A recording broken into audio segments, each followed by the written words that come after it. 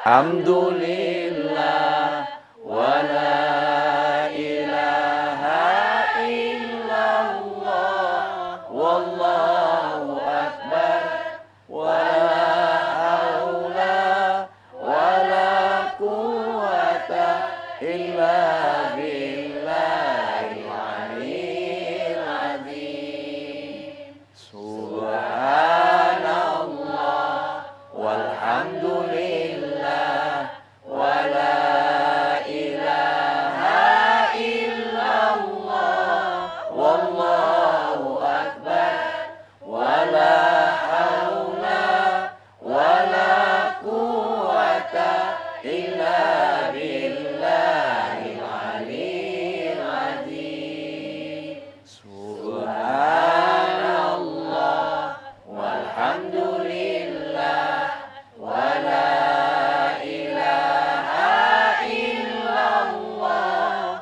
wallahu akbar wa la haula wa la quwata illa billahil aliyyil azim. Bismillahirrahmanirrahim.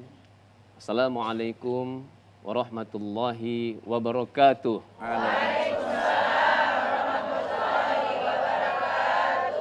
Innal hamdalillah nahmaduhu wa nasta'inuhu wa nastaghfiruh wa na'udzu billahi min sururi anfusina wa min sayyiati a'malina may yahdihillahu fala mudhillalah wa may yudhlil fala hadiyalah.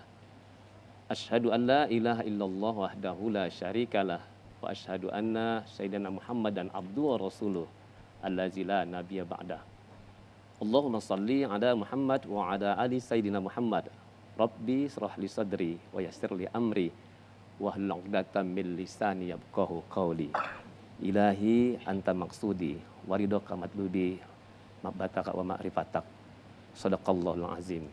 Pemirsa TVRI Sumatera Utara dimanapun Anda berada, dan ibu-ibu dari Majelis Ta'lim yang kami lakukan hari ini, satu kebahagiaan kembali buat kita semua. Hari ini kita berjumpa dalam acara ngaji bareng di TVRI. Ngaji bareng di TVRI. Ngaji bareng di TVRI. Nah pemirsa, seperti biasa dalam acara ngaji bareng di TVRI, kita membahas topik ataupun tema yang sangat dan cukup menarik. Nah pemirsa, kita maklumi bahwa manusia diciptakan oleh Allah Subhanahu wa taala begitu sempurna dengan anggota tubuh yang lengkap dan sempurna, mulai dari ujung kaki sampai ujung rambut. Dan insya Allah setiap anggota tubuh kita nanti akan diminta pertanggungjawaban oleh Allah di akhirat kelak. Nah, pada kesempatan ngaji bareng di TVRI hari ini, kita akan membahas satu topik ataupun tema yang cukup menarik, yaitu koneksitas lidah, hati, tangan dan kaki dalam perspektif tasawuf. Nah, untuk membahas topik ataupun tema kali ini, kita sudah hadir di studio bersama guru kita, ulama kita yang sudah cukup kita kenal di Medan, Sumatera Utara dan Indonesia. Kita akan sapa beliau yaitu guru kita Al-Ustadz Asyad Profesor Dr. Kiai Haji Amiruddin MSMA MBA PhD. Assalamualaikum Buya. Waalaikumsalam. Masya Allah. Alhamdulillah. Ini kalau kata orang Melayu Buya, 55 buah delima, ya tumbuh subur di atas genteng. Lama kita tak bersua, Buya tambah ganteng. Alhamdulillah, Masya Allah. Urut harum baunya. Aku turut apa maunya. Dan luar biasa hari ini sangat amat istimewa, Ya. karena hari ini kita tidak berdua Buya. Ya. Ada bersama kita di depan ini ada anak kita Rizkina Aulawiyah, ya, salah satu alumni dari Izmir, ya, Turki, ya, harus hadir bersama kita. Kita sapa juga. Assalamualaikum Ananda Rizkina. Waalaikumsalam warahmatullahi Masya Allah. Nah, ini satu hal yang luar biasa. Ya. Kenapa? Karena selama ini Buya kan hanya berdua dengan host, tapi karena ada Ananda kita Rizkina Aulawiyah yang baru pulang dari Turki dan ketemu dengan Erdogan katanya sampai 3 kali. Erdogan, Masya Allah. Satu juga yang kita idam-idamkan Buya ya. Dan kita juga tidak bertiga Buya, di sini sudah hadir ibu-ibu dari Majelis Ta'lim Tazkirah. Masya Allah. Ini katanya putih-putih bunga melati, merah-merah bunga delima, putih-putih hari ini insya Allah hatinya pasti bahagia. Amin, Masya Allah. Nah pemirsa, ini luar biasa dimanapun pemirsa berada, mungkin baik sedang di rumah ataupun di kantor, dimanapun. Jangan lewatkan kesempatan kita di acara ngaji bareng di TPRI hari ini, karena bahasanya ya sangat berkenaan dengan apa yang kita lakukan di dunia ini, yaitu berkaitan dengan anggota tubuh kita, yaitu koneksitas lidah, hati, tangan, dan kaki dalam perspektif tasawuf. Dan nanti kami juga berkesempatan buat ibu-ibu yang cantik-cantik dan besar ini untuk nanti juga mengajukan pertanyaan-pertanyaan seputar tentang topik ataupun tema yang kita bahas di hari ini. Kita akan dengar langsung dari guru kita, Buya Profesor Dr. Kiai Haji Amiruddin MS, MA, PhD. Tafadhol Buya. Assalamualaikum warahmatullahi wabarakatuh. Waalaikumsalam. Bismillahirrahmanirrahim. Alhamdulillahil qail fi kitabil karim. A'udzu billahi minasyaitonir rajim. Bismillahirrahmanirrahim. Al-yawma nakhtimu ala afwahihim wa tukallimuna aydihim wa tashhadu arjuluhum bima kanu yaksibun. Sadaqallahu adzim. Summa qala Rasulullah sallallahu alaihi wasallam inna fi jasadi mudghah. Idza saluhat saluhal jasadu kullu wa idza fasadat fasadal jasadu kullu ala wahyal qalb. Sadaqallahu adzim. Wa sadaqa rasuluhun nabiyul karim wa nahnu ala dzalika minasyahidin wa syakirin walhamdulillahi rabbil alamin.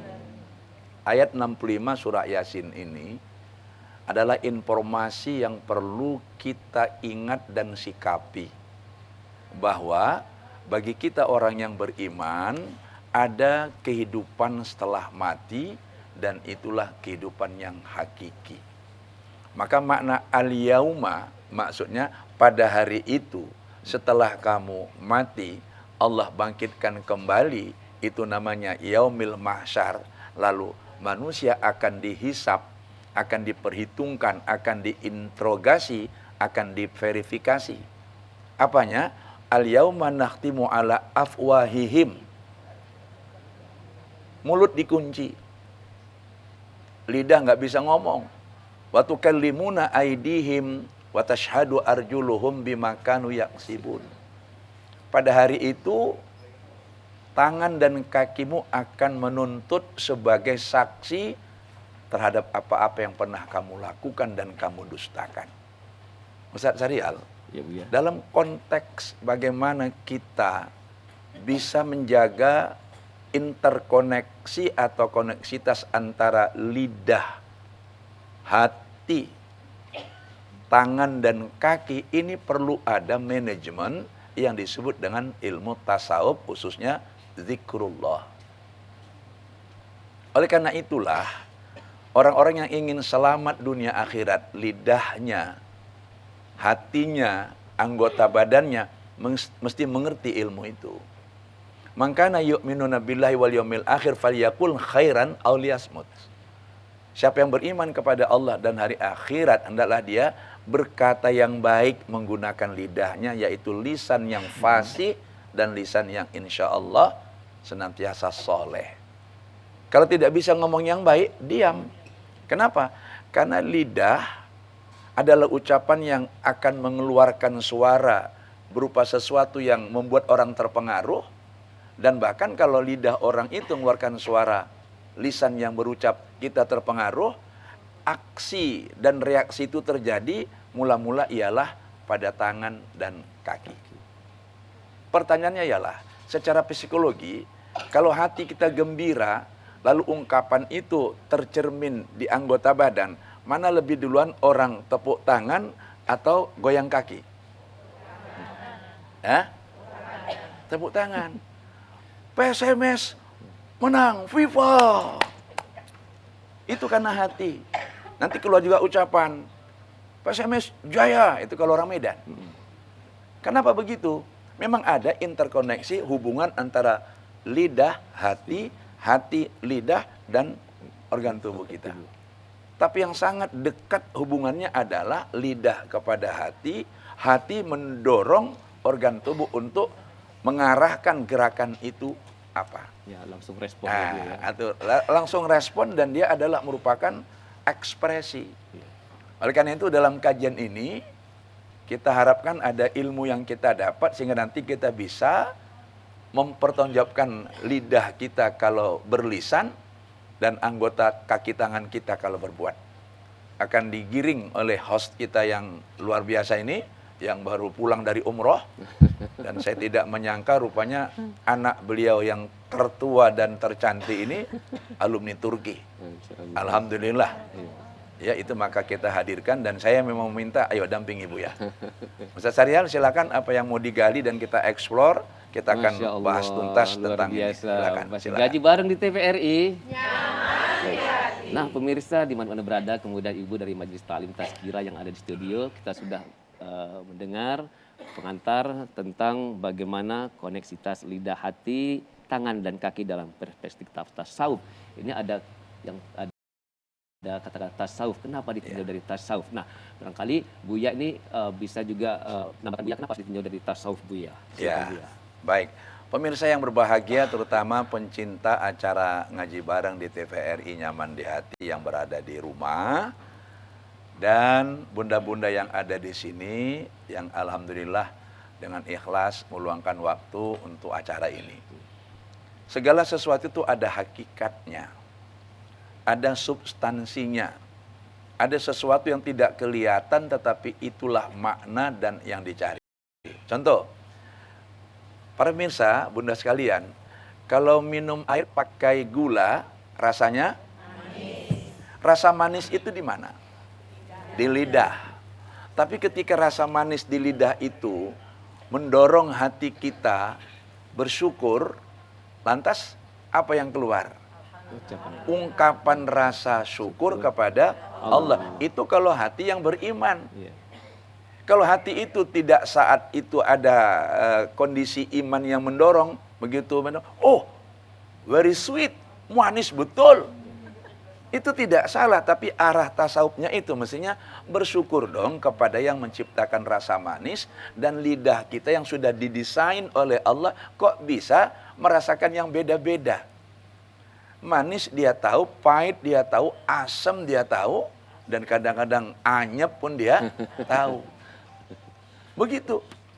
Tasawuf itu adalah sesuatu yang dibalik apa yang kelihatan, tetapi manusia bisa merasakan, namun payah mengungkapkan. Itu bisa dirasakan, diungkapkan dalam kajian tasawuf dengan senantiasa menjaga kualitas hati kita yang sangat erat hubungannya dengan lidah. Contoh Ustaz Syarial dan para pemirsa, lidah kita ini tajam. Kalau melukai lebih hebat dari pedang. Tetapi juga lidah kita ini lunak. Kalau membujuk, luar biasa. Orang-orang yang kadang-kadang sedih bisa menjadi gembira. Dan dahsyatnya Ustaz Syariah, dalam kajian fikih, hanya dengan ucapan lidah beberapa detik ketika seorang calon wali mengijabkan kepada seorang calon pengantin pria, aku nikahkan kepadamu anak kandungku salah apa dibikin? Salbiah, maharnya 100 gram emas tunai. Dijawab oleh si Salman, aku terima nikah salbiah maharnya 100 gram emas tunai. Sah? Itu hitungan detik. Beralihlah tanggung jawab itu kepada Salman, dan dia halal hidup bersama dengan salbiah. Itu lidah. Sebaliknya juga, andai kata konflik rumah tangga terjadi, mudah-mudahan tidak terjadi ya, diucapkan satu kata oleh Salman, ku ceraikan kau, ada saksi, bubar. Demikian juga transaksi jual beli. Dalam mazhab fikih yang kita lihat pendapat Imam Abu Hanifah, saya jual ya Pak, ya saya beli. Itu sudah beralih kepemilikan sesuatu yang sifatnya transaksional.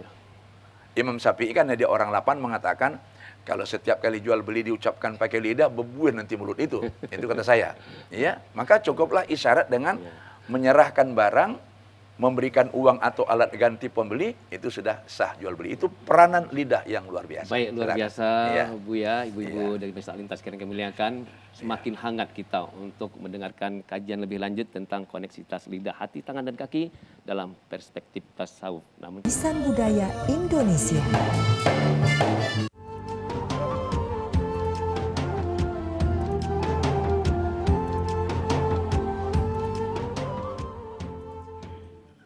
baik, masih ngaji bareng di TVRI.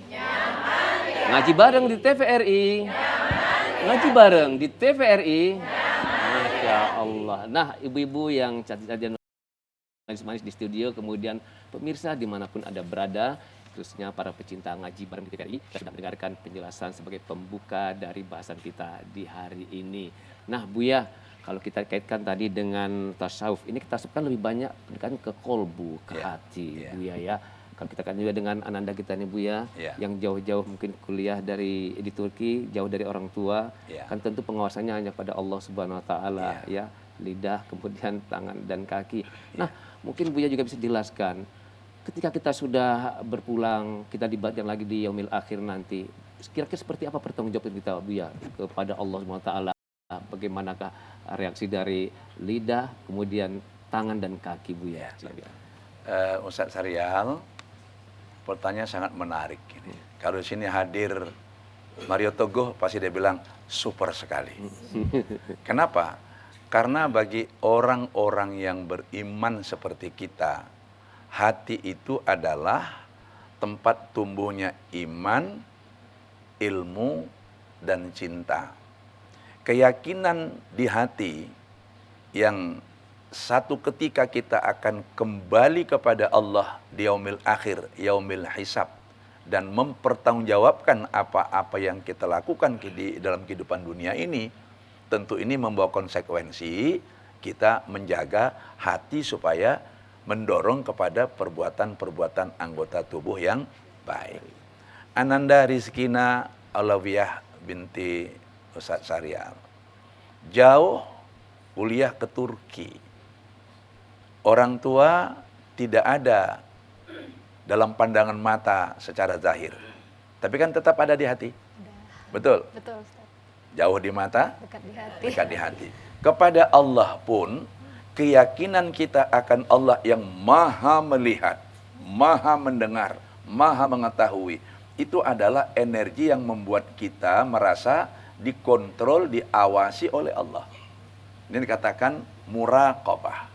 Ada terasa begitu kan? Betul. Maka sampai hari ini alhamdulillah, pergi selamat, pulang sukses. Ini tinggal nyambung ke S3 nih.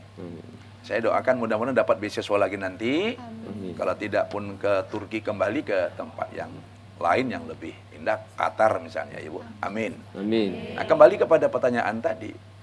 Ketika nanti kita dibangkitkan kembali di yaumil mahsyar, bagaimana tangan dan kaki akan dimintai pertanggungjawaban sebagai saksi dan mulut dikunci. Pertanyaan klasiknya Ustadz Syarial ialah, apakah nanti manusia ini dihidupkan kembali dalam performance seperti ini? Jawabannya iya. Naam. Yes. Loh, apa mungkin Allah membalas pertanyaan di hati manusia itu? Apa katanya di sini? A'udzubillahi minasyaitonirrajim. Bismillahirrahmanirrahim. Awalam yaral insanu anna khalaqnahu min nutfatin fa idza huwa khasimun mubin. Wa daraba lana masalan wa nasiya khalqah qala may yuhyil idama wa hiya ramim. Qul yuhyihal ladzi ansha'aha awwala marrah wa huwa bikulli khalqin alim. Apa kamu tidak melihat manusia itu kan semula enggak ada. Allah ciptakan di nutfah, kemudian menjadi wujud nyata seperti sekarang ini. Lalu Allah jadikan ini perumpamaan penciptaan itu. Terus kamu nanya lagi, siapa nanti yang akan menghidupkan tulang belulang yang sudah hancur itu? Kata Allah menjawab di surah Yasin ayat 79, Qul, katakan Muhammad, yuhyihalladzi ansha'aha awwala marrah, yang menjadikan pertama, yang menciptakan dulu nggak ada jadi ada, itu Allah bisa, apalagi untuk menghidupkan kembali. Wa huwa bikulli khalqin alim.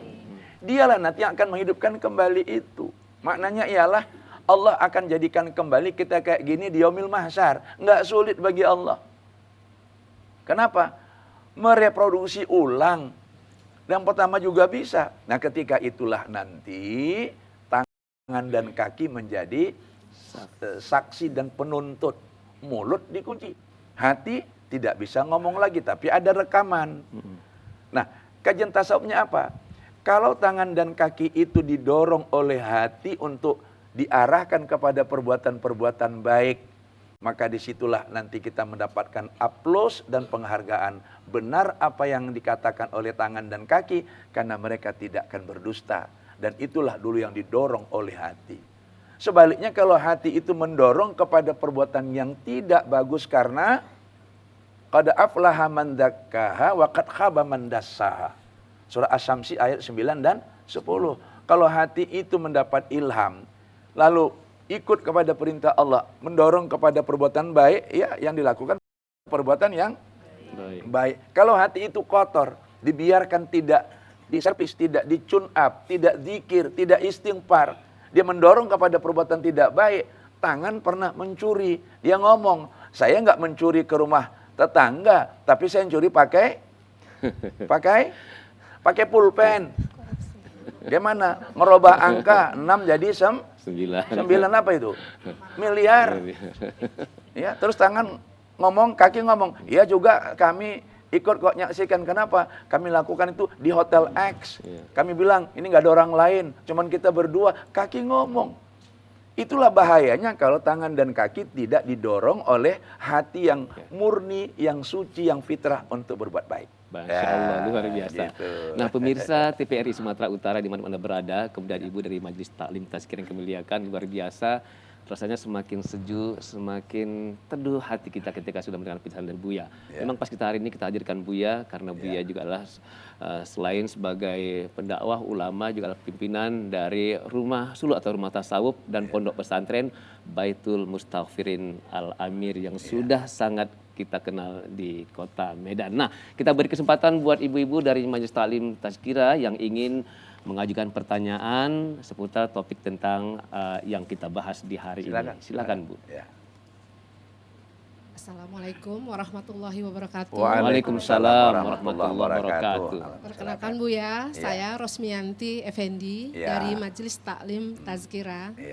Ada yang ingin saya tanyakan sama Bu ya. Silakan Bu Ros. Apa itu beda lidah dengan lisan?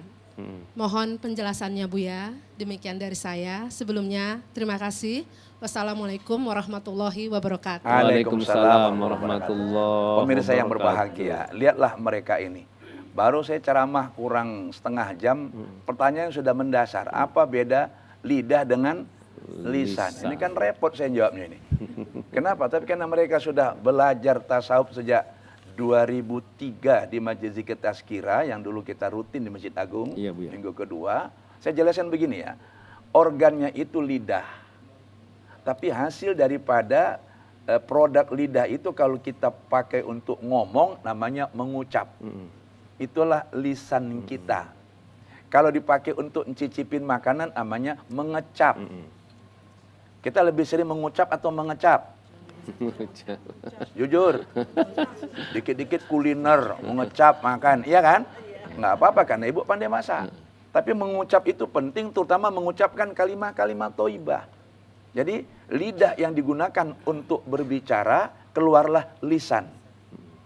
Lidah yang tidak dipakai untuk ngomong, nggak dibilang orang lisan. Sama dengan, maaf Ustaz Syarial, isi kepala kita ini disebut dalam ilmu biologi, Ananda apa namanya? Otak. Kalau nggak dipakai ya nggak apa-apa. Kalau dipakai namanya berpikir, ya, to think, ya, tafakkur. Hasilnya adalah akal. Kalau orang Melayu tak punya otak kau. Bahasa pendidikannya masih kurang akalnya. Bahasa fikih dia belum balik dan berakal. Seperti itu, Bunda Ros. Jadi jagalah lidah. Kalau menjaga lidah untuk kebersihan, gosoklah gigi. 1 hari 3 kali. Jagalah lisan, banyaklah berzikir dan mengucap kalimat thayyibah. Contoh, subhanallah walhamdulillah wala ilaha illallah wallahu akbar wala haula wala quwata illa billahil aliyil azim. 18 detik itu. Masya Allah. Bersih lisan itu. Tapi kalau gosok gigi, oh, kata orang kampung, besememeh mulut apa? Iya kan? Apalagi giginya sudah gigi. Ibu yang bilang, bukan saya. Masya Allah.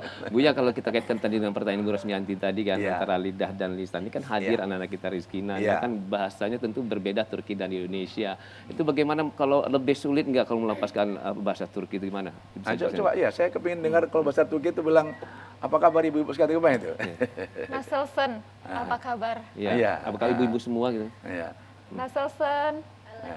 Alhamdulillah. Alhamdulillah. Nasılsınız? Apa kabar kalian? Iya. Iya.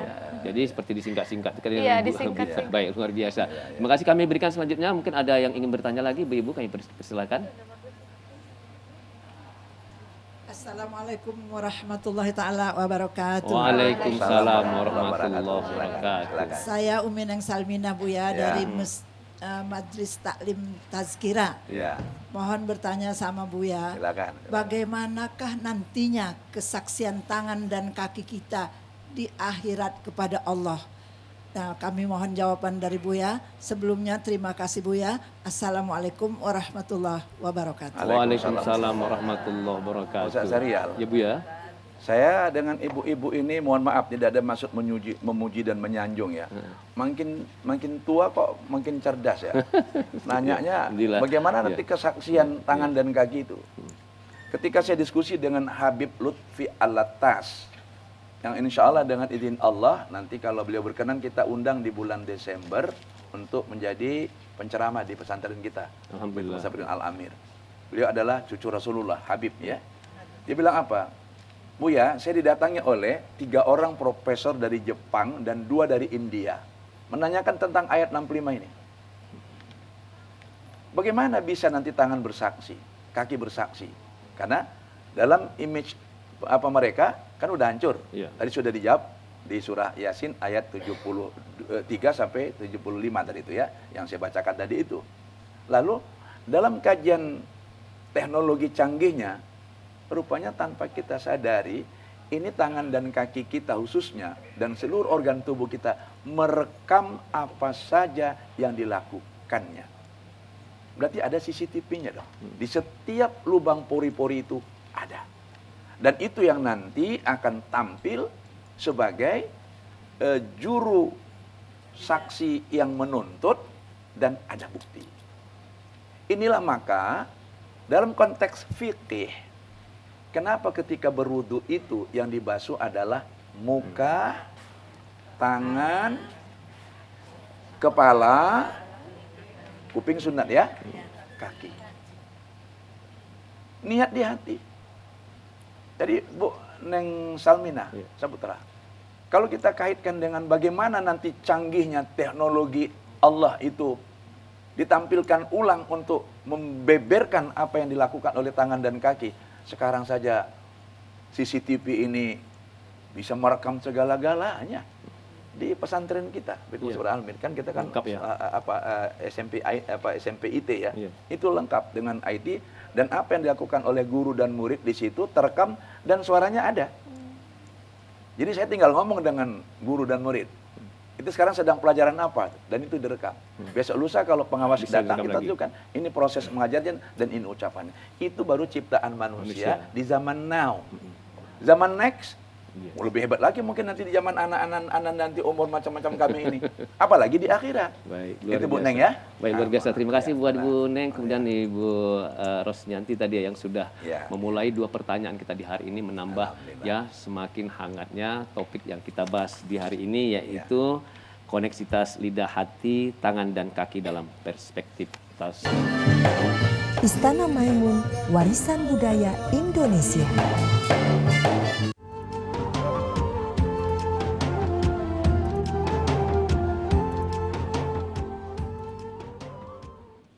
Masih ngaji bareng di TVRI. Ngaji bareng di TVRI. Ngaji bareng di TVRI. Masya Allah, luar biasa. Semakin nyaman di hati, semangat kita di hari ini. Nah, Buya, kita sudah dengarkan di 2 pertanyaan dari Ibu Rosmianti dan Ibu Neng tadi. Buya, sedikit barangkali sebelum nanti kita ada menunggu 2 pertanyaan berikutnya. Ada juga pertanyaan Buya yang terdapat di saya. Kita kan diciptakan memang ada yang lengkap anggota tubuh. Kita juga lihat di viral di video ya, ada hamba Allah yang diciptakan tanpa tangan, tanpa kaki itu Buya. Itu gimana Buya? Subhanallah, alhamdulillah, la ilaha illallah, wallahu akbar. Itulah maka jangan pernah kita bangga dengan kesempurnaan ini kecuali kita mengucapkan Alhamdulillah. Masya Allah, karena satu ketika akan dimintai pertanggungjawaban. Sebaliknya kalaupun ada saudara-saudara kita yang sebut saja mereka itu istilah pendidikannya adalah fabel, apa namanya? Difabel. Infabel ya. Difabel. Infabel, mereka lebih ringan dari kita. Karena tidak ada yang harus dipertanggungjawabkan dari segi organ tubuh yang tadi itu. Saya tak sengaja melihat di YouTube acara bola ini Di Qatar ya Bu ya? di Qatar. Iya. Ada yang hadir Tanpa kaki. tanpa kaki. Iya. Tapi luar biasa dunia menyambutnya. Karena dia ternyata adalah seorang yang cerdas dan bisa mengendalikan dengan pikirannya, dengan hatinya. Kalau tangannya ada tuh saya lihat. Iya. Karena dia pakai kursi roda dia. Rupanya kaki adalah alat bantu. Tangan alat bantu. Mesinnya sini. Pengendalinya di sini. Jadi meskipun kaki nggak ada kan bisa pakai roda. Iya. Tangan nggak ada seperti yang ahli komputer itu dia bisa pakai ujung sikunya gini. Ya. Tapi kalau masih ada lidah, masih ada hati, masih ada otak, insya Allah. Maka Nabi Ayub, ya ingat Nabi Ayub ya, ketika sakit begitu parah sehingga seluruh tubuhnya itu digerogoti ulat, apa yang dia minta? Ya Allah, kalau memang di badanku inilah rezeki ulat ini dapat makan, makanlah. Tapi jangan lidahku dan hatiku. Karena itu yang sangat-sangat urgen. Lidah adalah penyampai supaya orang tahu apa isi hati kita. Hati adalah sumber turunnya ilham, di mana nanti di sana akan diolah dengan iman kita kepada Allah, sehingga niat-niat berbuat baik itu ada, bisa dikerjakan oleh tangan dan kaki. Kalau tangannya nggak ada, tapi dia bisa dengan lidahnya menyuruh orang lain yang punya tangan, kan bisa. Maaf, kita yang punya tangan lengkap, kaki lengkap ini pun juga kan kadang-kadang kan nyuruh orang. Maaf, ibu-ibu ada yang pakai pembantu. Suruh nyuci, suruh masak. Apa nggak bisa kerja sendiri, tapi punya tangan. Ya, memberi kesempatan kepada mereka untuk supaya dapat rezeki. Artinya kita nggak pakai tangan kita pakai tangan orang yang memang untuk itu. Saya nggak nyetir sendiri, saya suruh sopir saya, padahal saya punya tangan. Jadi kalaupun ada orang yang tidak punya tangan, tapi dia punya kemampuan beli mobil, menggaji sopir, sopirnya digaji 1 bulan 30 juta, aduhai, eng. Gitu kan? Maka mereka lebih ringan hisabnya. Ya. Itu kata kuncinya, lebih ringan hisabnya. Luar biasa. Tadi Buya ada sedikit menyinggung tentang difabel. Alhamdulillah memang lebih kurang 3 hari ke depan, ya tepatnya tanggal 3 Desember ya, kita memperingati Hari Difabel Internasional. Nah, dengan difabel ini kita teringat Ananda Rizkina ini adalah termasuk salah seorang yang cukup dekat dengan difabel, mulai dari S1-nya di Brawijaya, kemudian S2 di Turki. Barangkali bisa memberikan sedikit ulasan atau inspirasi, testimoni sedikit tentang difabel. Ini Allah menggerakkan dalam kajian tasawuf, kok kita ngomong difabel ya. Punya tanggal 3 Desember ya. Iya. Monggo, silakan. Jadi sebetulnya untuk kesadaran akan disabilitas itu disebut dengan disability awareness ya ibu-ibu kalau dia dalam bahasa Inggrisnya. Jadi kita semua ini sebenarnya punya kemungkinan yang sama untuk menjadi difabel. Sebagai contoh saja mungkin di usia saya masih bisa bebas bergerak kemana saja. Tapi kita nggak ada yang tahu misal beberapa hari ke depan atau jangan sampai misal saya kecelakaan atau apapun yang terjadi, kaki saya tidak bisa lagi saya gunakan. Saya menjadi difabel gitu. Jadi itu pentingnya kita untuk menyadari atau mempelajari tentang kesetaraan dalam disabilitas. Misal juga teman-teman tuli, saya alhamdulillah ketemu banyak sekali orang yang tidak bisa bicara, tapi dia luar biasa gitu, bisa menyelesaikan S1, S2, mau di Turki maupun di Indonesia menggunakan bahasa isyarat, seperti itu. Terus juga ada yang menggunakan kursi roda, tapi dia jago, kayak tadi katanya Buya, dia teknik komputer, jadi dia menggunakan akal pikirannya untuk menjalankan visi misinya seperti itu. Jadi memang kita tidak tahu apa yang terjadi pada diri kita, terus juga kita tidak tahu apa yang terjadi pada anak keturunan kita. Itu gunanya kita untuk mempelajari disabilitas, kita untuk menghargai orang lain dan mempersiapkan untuk diri kita sendiri ke depannya. Masya Allah, luar biasa Bu Yaya. Ini satu apa namanya? Saya merinding ini. Iya Bu ya. Merinding karena apa tadi dari konteks kajian, kenapa Ustaz Syaril kok nanyakan gimana orang-orang yang tidak punya tangan dan kaki? Padahal tadi maaf di bincang-bincang sebelum tampil gini nggak termasuk pokok bahasan itu Allah menggerakkan itulah tasawuf. Rupanya nanda kita nih punya hubungan erat dengan mereka. Semoga kita dijaga Allah Ta'ala ya. Anak cucu kita sehat-sehat dan sayangi mereka yang Allah beri cobaan seperti itu. Dan kita alhamdulillah kita tetap menghargai saudara-saudara kita yang penyandang disabilitas atau difabel. Kemudian alhamdulillah juga pemerintah juga sudah menyediakan tempat-tempat fasilitas untuk para difabel. Ya luar biasa. Masih ngaji bareng di TVRI. Nyaman. Baik, kita beri kesempatan kepada ibu-ibu berikutnya untuk mengajukan pertanyaan. Silakan. Assalamualaikum warahmatullahi wabarakatuh. Waalaikumsalam warahmatullahi wabarakatuh. Saya Hajah Erni dari Majelis Taklim Tazkirah ingin bertanya kepada Buya. Silakan. Di mana sebenarnya Buya di mana sebenarnya Buya posisi hati atau kalbu kita Buya? Demikianlah Buya, semoga Buya dapat menjelaskannya lebih ini lagi Buya. Assalamualaikum warahmatullahi wabarakatuh. Waalaikumsalam warahmatullahi wabarakatuh. Ini makin dalam lagi pertanyaan Buya. Ya makin dalam terus saya teringat lagu itu kan ada kan. Mana lebih parah, sakit gigi atau sakit hati? Sakit gigi dibawa jalan-jalan hilang ya. Kalau sakit hati, terus ada lagu susulan kan. Sakitnya itu di mana? Di sini. Nah, di sini ya.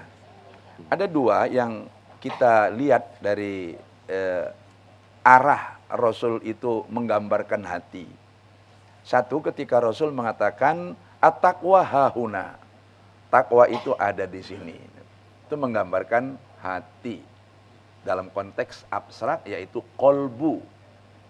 Tapi kalau kita tanya rekan-rekan medis yang ahli kedokteran, kalau orang sakit liver, sakit hati itu di mana?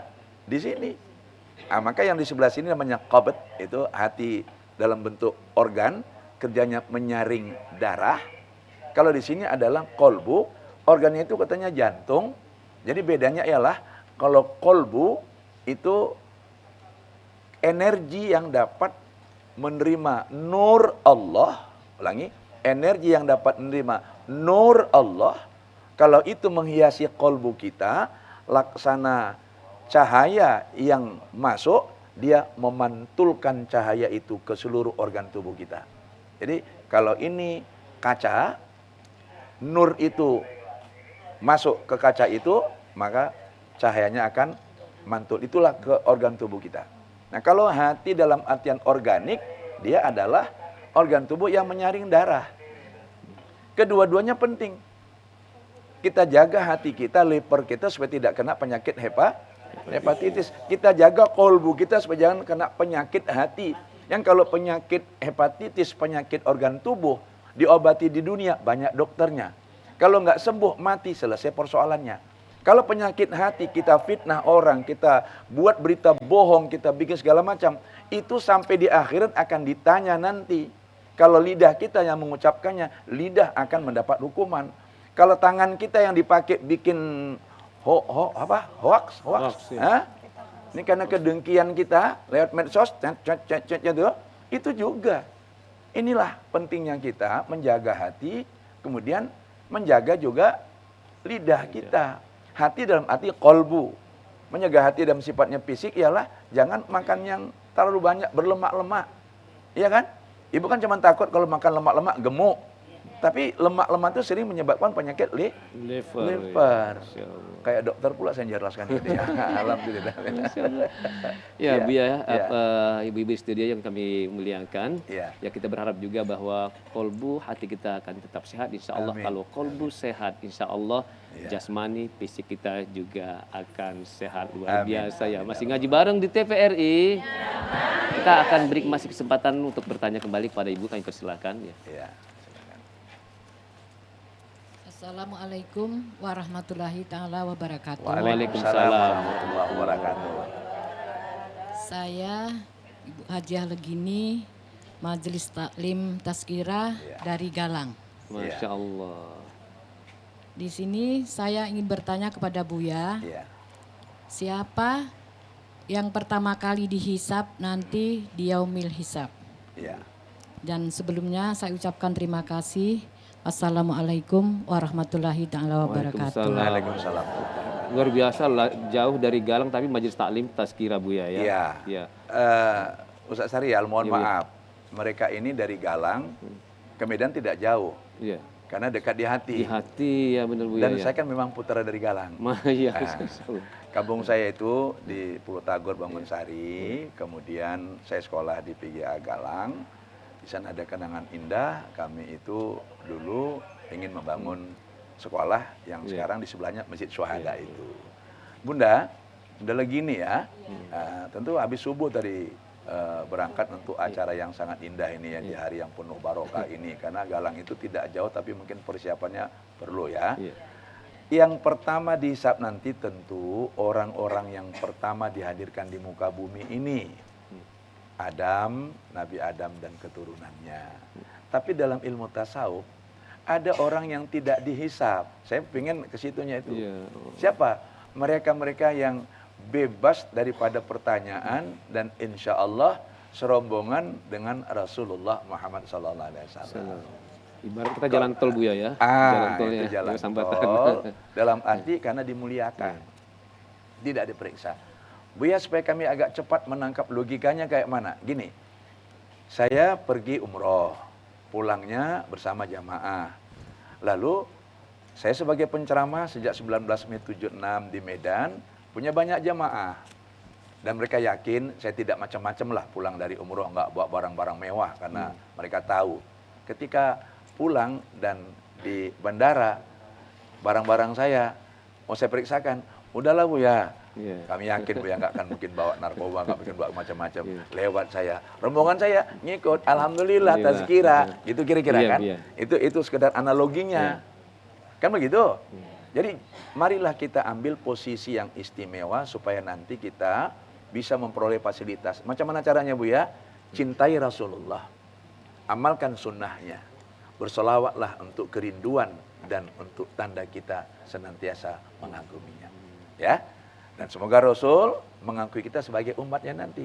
Syukur-syukur kita yang pertama dihisab tapi kemudian bebas hisab. Itu maksudnya apa? Pertama dipanggil tapi tidak dihisab. Karena dalam kajian tasawuf nanti surga dibukakan lalu dikatakan masuklah kalian. Kami belum mau masuk sebelum Nabi Muhammad dan umatnya masuk. Masya Allah. Ya, masih ngaji bareng di TVRI. Nah, luar biasa pemirsa TVRI. Cinta ngaji bareng di TVRI yang kami muliakan dan ibu yang kami hormati, luar biasa. 4 pertanyaan tadi terasa memang masih belum puas di hati, tapi sudah bisa membawa kita-kita yang hadir di studio ini untuk sama hati terasa sejuk ketika mendengarkan bagaimana koneksitas antara lidah, tangan dan kaki ya ditinjau dari perspektif tasawuf yang luar biasa. Semoga insya Allah ya kita ini menjadi hamba-hamba yang cintakan tasawuf, cinta kepada Rasulullah. Insya Allah kita akan juga nanti ikut bebas ya Ustaz ya. Amin amin. Insya Allah. Baik, kita akan dengarkan kesimpulan dari Buya ya tentang bahasan kita hari ini. Maaf, kita akan sejenak, kita masih ada kesempatan lagi ya dari kajian kita hari ini ngaji bareng TVRI. Istana Maimun, warisan budaya Indonesia.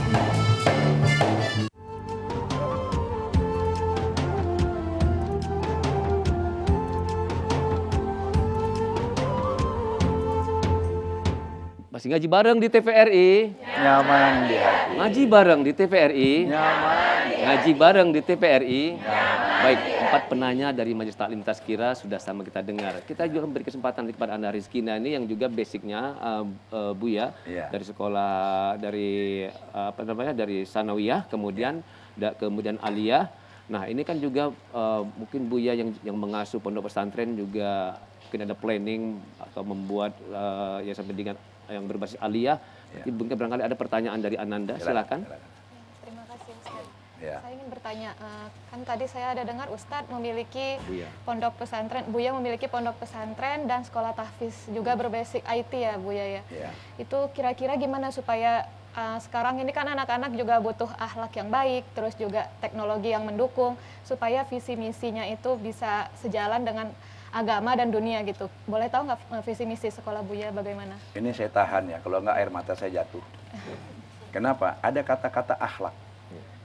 Akhlak itu adalah performance daripada ilmu tasawuf yang kita miliki, lalu kita cerna dengan berzikir, muncullah akhlak. Ibu-ibu yang hari ini akhlaknya luar biasa, pamit pada suami dan keluarga, bisa hadir di sini, itu luar biasa. Karena memiliki hati yang suci dan ikhlas, dan keluarga juga mengizinkan berangkat untuk ke Medan, tadi dari Galang ya. Itu akhlak. Lalu kenapa Buya bikin pesantren tasawuf dan tahfizul Quran Baitul Musafir Al-Amir? Melihat bahwa di era milenial ini, orang pintar itu mudah diciptakan dengan mengisi otaknya. Tetapi kita kok lupa mengisi hatinya, kolbunya. Padahal saya yakin bunda-bunda ini dan para pemirsa, andai kata punya anak, cari menantu, cari yang pintar atau yang baik? Yang pintar atau yang baik? Kalau saya cari yang soleh dan kaya. Tapi bunda sudah bilang baik dan pintar, itu kolbu. Nah, di pesantren kita itu pendidikan tasawuf ini saya jabarkan untuk generasi muda. Hampir 48 tahun saya mengasuh jamaah. Terasa ibu-ibu jamaah saya yang ada di Sumatera Utara khususnya dan Indonesia umumnya sudah oke seperti ini. Ini insya Allah ahli surganya, amin. Tapi anak cucu kita apa kita biarkan mereka di zaman milenial ini? Tentu harus kita didik mereka dengan akhlak. Sumbernya Al-Quran, menghafal Quran. Ya. Kemudian tadi Ananda mengatakan, Buya visi misinya apa? Menjadikan putra-putri yang Qurani, beriman, berilmu, beramal, berkarya, berakhlak mulia. Senang apa enggak? Pasti itu tasawuf. Itulah yang kita kaji dalam kajian ngaji bareng ini bersama Buya itu. Dan bunda kelihatannya begitu rupa gembira di majelis taklim. Kenapa? Karena hati yang cara itu karena penuh nur hidayah. Jadi nanti satu ketika anak-anak kita dari pesantren biar ke Turki lah ngikut nanti. Nanti kasih tahu ya, caranya ke sana kayak mantuk dapat beasiswa gitu ya. Alhamdulillah. Baik, luar biasa, terasa lengkap ketika pertanyaan dari Majelis Taklim, kemudian ditambah dengan tamu kita yang istimewa itu Ana Rizkina. Ya sudah melengkapi dari bahasan kita tentang topik ataupun tema koneksitas lidah hati, tangan dan kaki dalam perspektif tasawuf. Luar biasa. Tentunya ini juga menambah khasanah kita untuk lebih dekat lagi kepada Allah SWT, menjaga lidah, menjaga tangan, kemudian menjaga kaki, ya sebagai pertanggungjawaban kita kelak di akhirat nanti. Nah, kita akan dengarkan kesimpulan dari acara ini dari Buya. Silakan Buya. Ali bin Abi Thalib menyampaikan 5 hal untuk kita maintenance kolbu ini. Lalu oleh Raden Ronggowarsito diterjemahkan ke dalam bahasa pujangga. Oleh MH Ainun Najib ini diucapkan tomboati ono limang pokoro. Cara menjaga hati sebagai komandan dari lidah dan organ tubuh itu ada 5. Apa itu? Tomboati ono limang pokoro kaping pisan, salat wengi lakonono. Salat tahajud malam bangun. Kemudian maca Quran sak maknane, baca Quran pahami artinya. Lalu wong soleh kumpulono, berkumpul dengan orang soleh, bikin majelis taklim ikut. Lalu watengiro ingkang lui, jaga perut, sering puasa, terutama puasa Senin, Kemis. Yang berikutnya kelima, zikir rungi, bangunlah malam untuk tahajud dan berzikir. Jadi 5 inilah cara untuk menjaga hati sebagai komandan lidah, tangan dan kaki. Masya Allah, luar biasa Buya. Terima kasih Buya sudah kasih. hadir di hari ini dalam acara ngaji bareng di TVRI. Semoga insya Allah ini bermanfaat besar buat kita yang hadir di studio maupun buat pemirsa dimanapun Anda berada. Terima kasih juga buat Ananda Rizkina Aulawiyah yang juga sudah berbagi dan jadi inspirasi buat kita ya untuk anak-anak kita ke depan lebih giat lagi belajar, kemudian tentunya tetap menjaga akhlak ya Buya ya. Dan terima kasih kepada ibu-ibu dari Majelis Taklim Tazkirah yang hari ini sudah hadir, ya juga ada yang dari jauh, luar biasa. Semoga insya Allah kita nanti dapat berjumpa kembali di waktu akan datang, tentunya dengan kajian-kajian yang menarik lagi. Akhirnya kami ucapkan terima kasih kepada seluruh pemirsa dan kami bersama kru yang bertugas mengucapkan mohon maaf bila terdapat kekurangan. Berkisah buah merkisah dibuat dari beras tagi. Berpisah kita, sementara berpisah insya Allah di lain waktu kita akan berjumpa lagi. Wassalamualaikum warahmatullahi wabarakatuh. Astaghfirullah.